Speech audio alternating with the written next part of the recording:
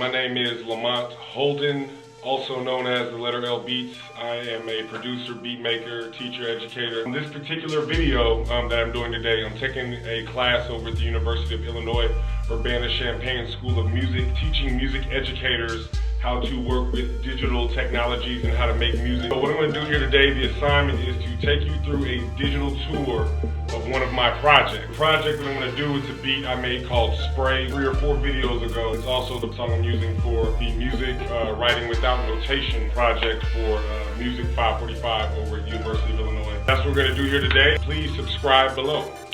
I made the beat in Reason 8 and then I got the update to Reason 9, so some of the effects may not be the same. Yeah, see, you get this message right here. So like music educators, just be aware, you know which version of the software you have and what's available in each version. I'm gonna start with this track right here. It's called The Japanese Flute. I was listening to J. Cole's Power Trip and I saw the video, the YouTube video he did where he was talking about the sample and where he got it from, and I wanted to try a little flute sample. So I had this little Japanese sample that I got from YouTube.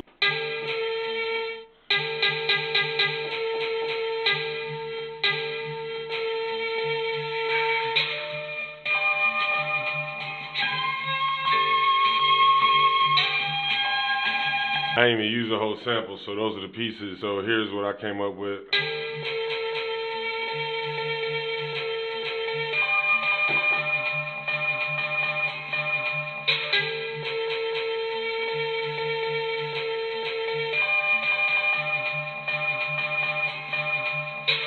And so basically, and kind of going with, what I was watching J. Cole do, 4-bar loop. So I put that together. I think the next thing I came up with was bass here.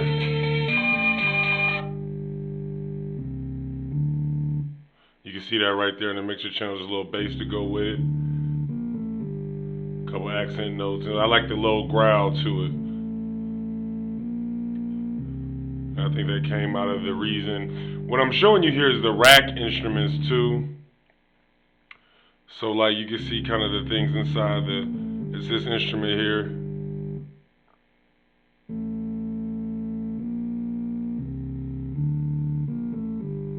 So we got those two things. Next we got the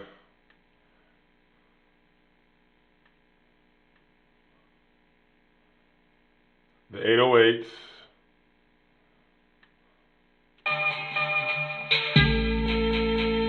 And let me solo those.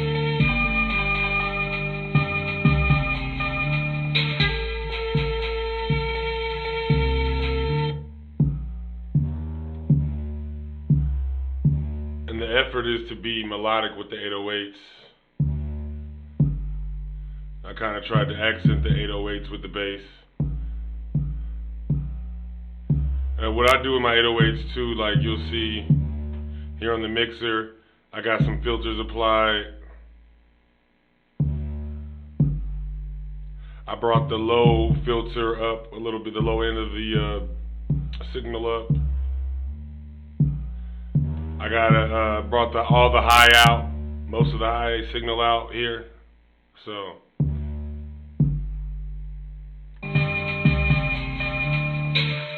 next what we have is, I got some drums from a kit by a guy named DJ Payne. This kit is dope. It's this Joe Button. And these drums are like already, here it is. These drums are like already filtered. Got the high end filtered out a little bit.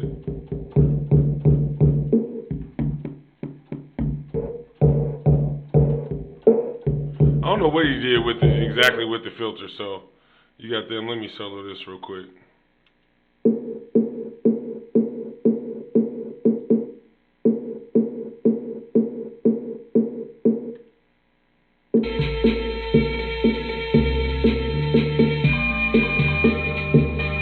I got this sound just to kind of accent it. It's like a little strum with a little echo on it.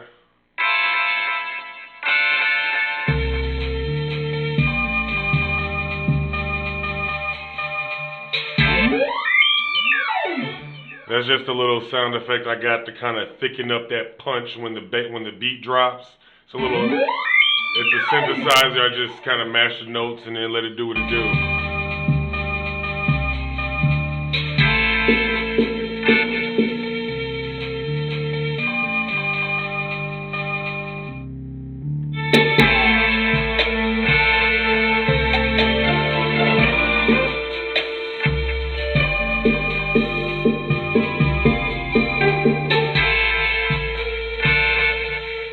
I got this thing right here.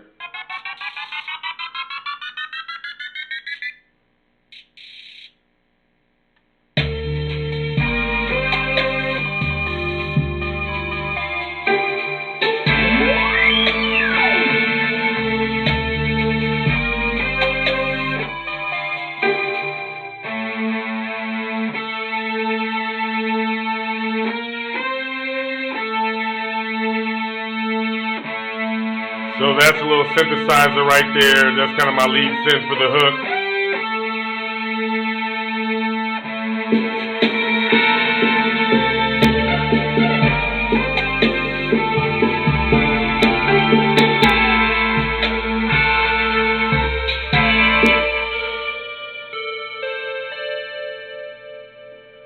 This is just an accent synth just to kind of, for those people out there that are kind of building tracks, you want to make sure you have your tracks nice and thick. You want your tracks to be real thick.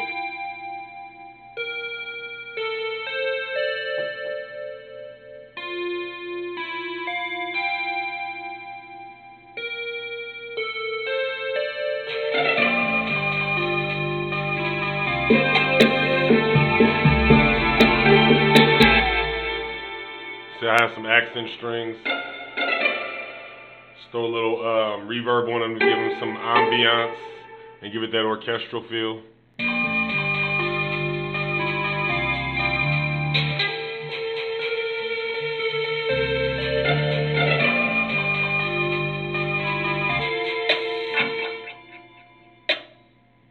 Got a little trap snare pattern right here. Just pitched it up and down, played with the velocity. You can kind of see as I kind of vary the velocity.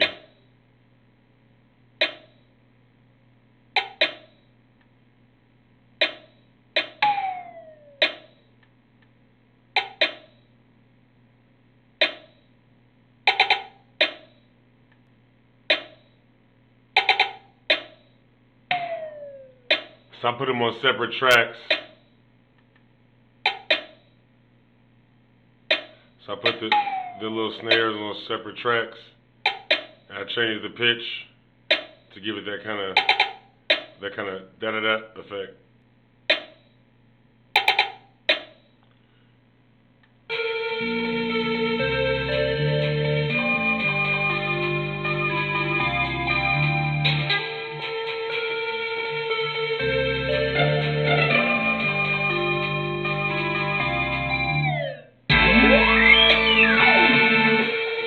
So for a second, I want to talk about this kind of dropout effect. You know, people have been doing this in pop music, I guess, probably for about 7 years now. But it's like this little, it gives this effect of like a record stopping almost. And so how you achieve this is basically you have to you have to look at the pitch. You kind of have to control the pitch and drop it out. And what you have to do is you take the level of whatever you're trying to give the effect to. You want to take the level down at a more steady rate, so that way the effect of the dropout will be more pronounced because you'll be able to hear the pitch go down as if the record was slowing down, if that makes sense. So it'll look like this.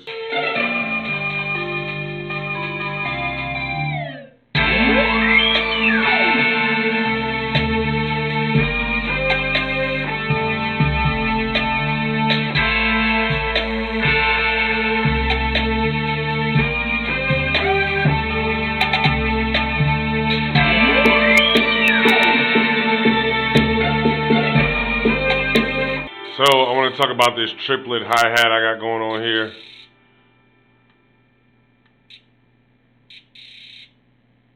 So basically I took this hi-hat from the Thor device I had in Reason and attached it to,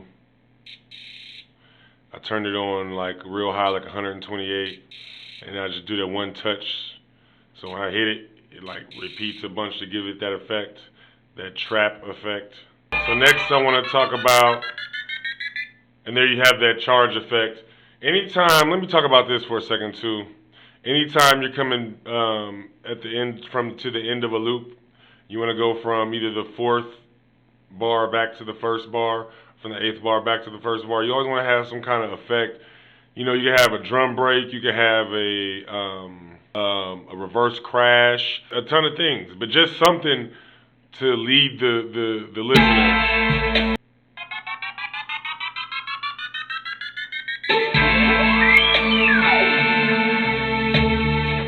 And so probably the last thing I want to talk about is this little break I had in here. And this is kind of like how I kind of play by ear. I like how it sounds, and you know, I definitely didn't play it the way it looks like it sounds, but I tried to just follow what I heard. Here's what it sounds like.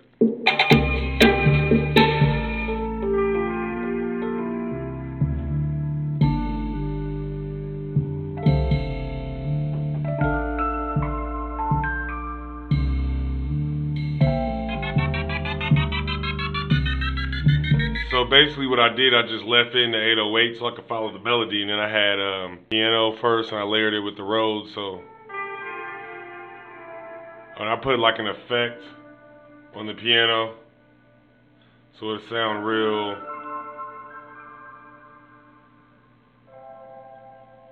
Put a bunch of reverb on this piano so I can give it that ambiance, and then the concept was to complement that by having the Rhodes play straight and give it that pronunciation.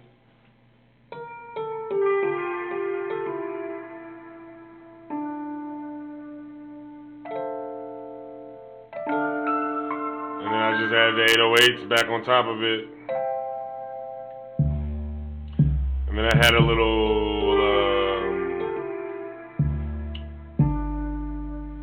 drum work, little cymbals to give it that jazzy, mellowed out feel.